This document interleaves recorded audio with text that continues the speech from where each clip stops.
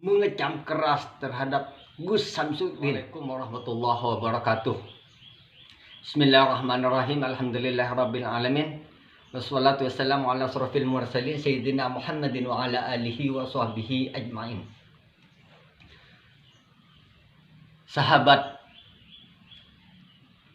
penggemar channel Kang Gunung, ya semoga dirahmati oleh Allah.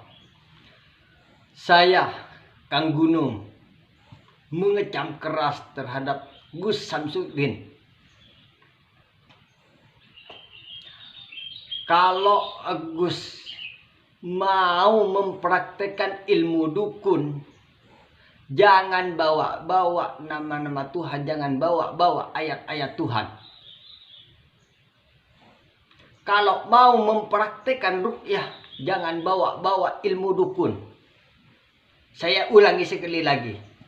Kalau mau mempraktekkan ilmu dukun, jangan bawa-bawa ilmu ruqyah. Jangan bawa-bawa ruqyah ya. Jangan bawa-bawa ayat-ayat Al-Quran. Ayat-ayat Al-Quran sebagai syifa. Kalau mau jadi pesulap, jangan bawa-bawa ilmu dukun. Jangan bawa-bawa ruqyah. Biar tidak jadi pembodohan terhadap masyarakat. Hal gaib memang ada, jelas di Syamsul Ma'arif, di ayat-ayat Al-Quran, di sabda-sabda Nabi. Ada. Cuman caranya yang sekarang yang sedang viral, yang harus dipertanggungjawabkan kebenarannya. Tiba-tiba Gus Samsudin bisa mentransfer yang namanya penyakit. Ditransfer ke kelapa. Tiba-tiba menemukan hal-hal gaib. Besi kecil segini. Anehnya besi kecil segini.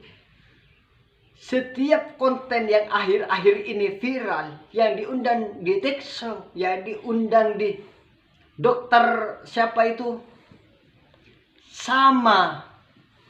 Yang namanya buhul Gus, yang namanya buhul ya, itu setiap daerah itu macam-macam penemuannya. Di kali, ada di dalam tanah, ada yang semacam energi panas. Itu yang saya tahu. Bukan tiba-tiba nongol di atas keramik. Hebat bener. Bisa melihat jin.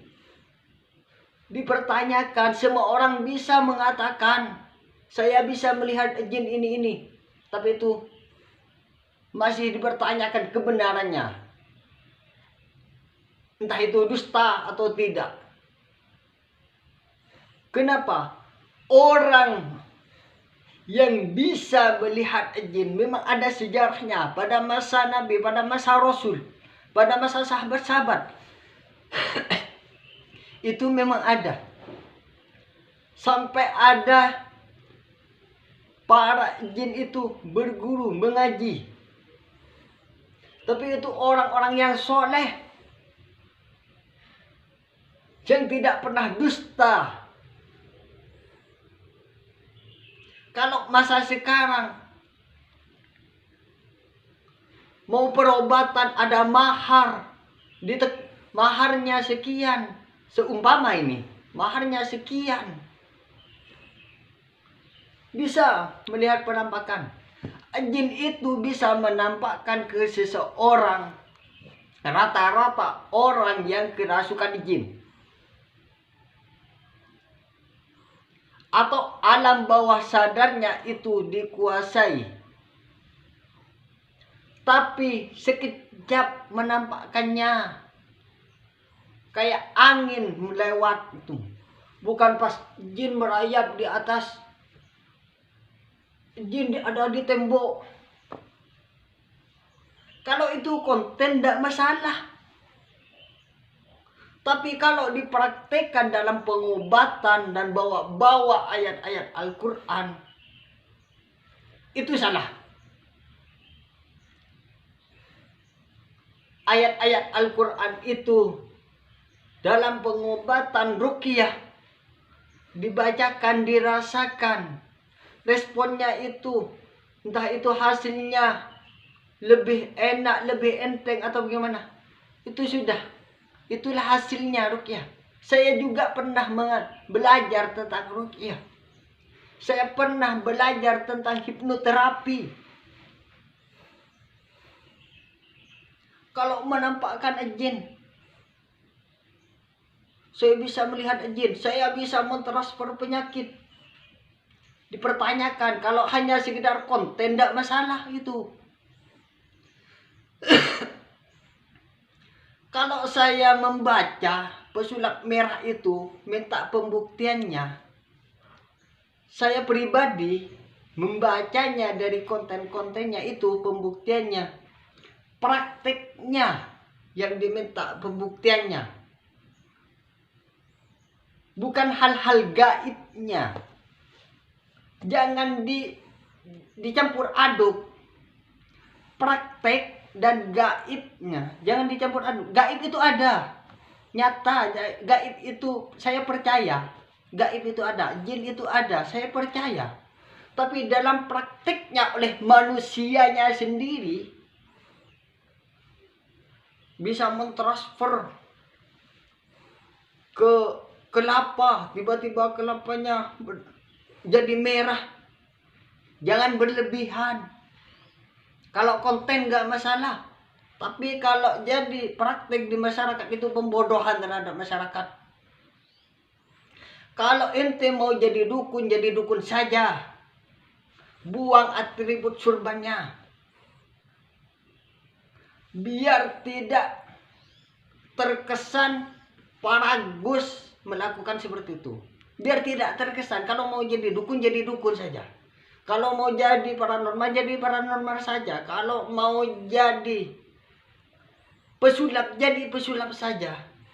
Jangan bawa nama ruqyah dalam praktek seperti itu.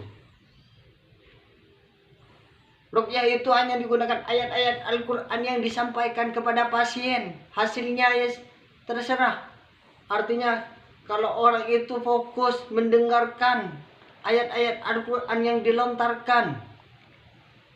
Satu contoh, وَجَعَلْنَا مِنْ بَيْنِ أَيْدِيهِمْ سَدًّا وَمِنْ خَلْفِهِمْ سَدًّا فَأَغْشَيْنَاهُمْ فَهُمْ لَا يُبْصِرُونَ. Atau contoh lain, فَلَمَّا جَاءَ السَّحَرَةُ قَالَ لَهُم مُوسَىٰ أَلْقُوا مَا أَنْتُمْ مُلْقُونَ فَلَمَّا أَلْقَوْا قَالَ مُوسَىٰ مَا جِئْتُمْ بِهِ السِّحْرُ إِنَّهُ سَيُبْطِلُهُ. Itu apa yang dirasakan dan hasilnya itu tenang, enak. Itulah ruqyah. Kalau ada atraksi, transfer penyakit ke ini, bisa melihat, jangan berlebihan.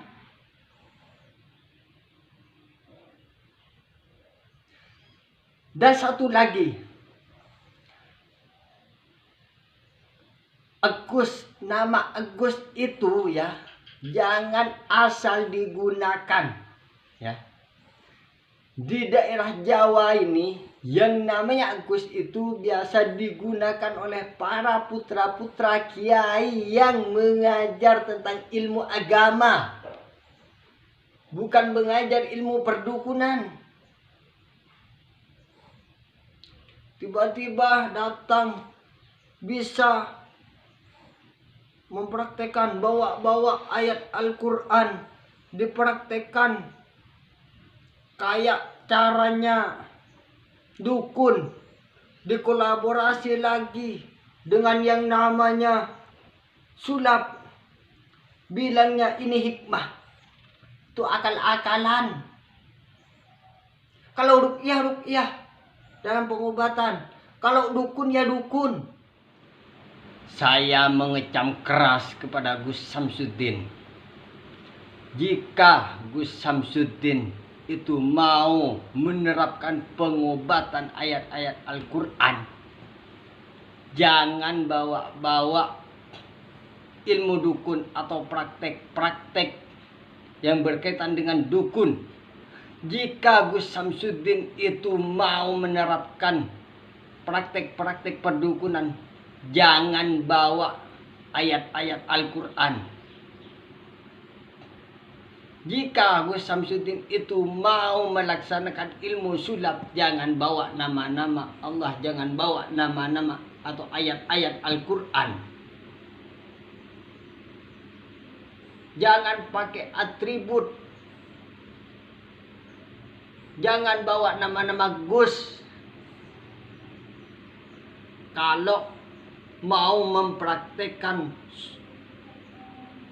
bisa mentransfer penyakit, jangan berlebihan. Kalau konten tidak masalah, tapi jelaskan di akhir kontennya kalau ini hanyalah konten. Kalau dipraktekkan ke masyarakat tanpa bodoh nantinya, artinya pembodohan terhadap masyarakat.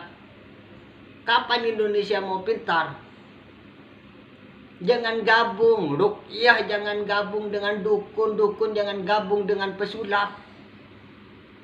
Pesulap itu atraksi, permainan. Dukun itu adalah ilmu gaib,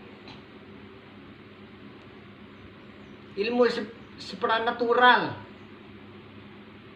Ruqyah itu adalah ilmu dari Allah, ayat-ayat Al-Quran yang dibacakan untuk penenangan hati, untuk membuka aura-aura rezeki. Jangan embel-embeli dengan kegiatan lain, Gus.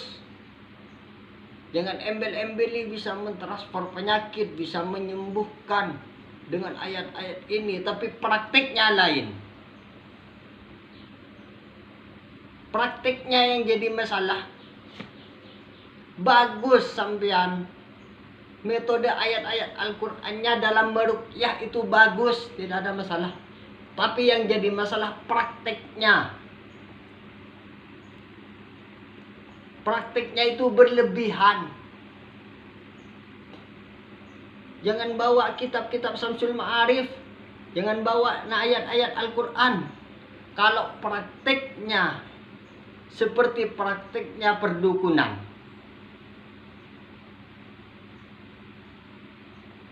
Sekian dari saya, kurang lebihnya mohon maaf.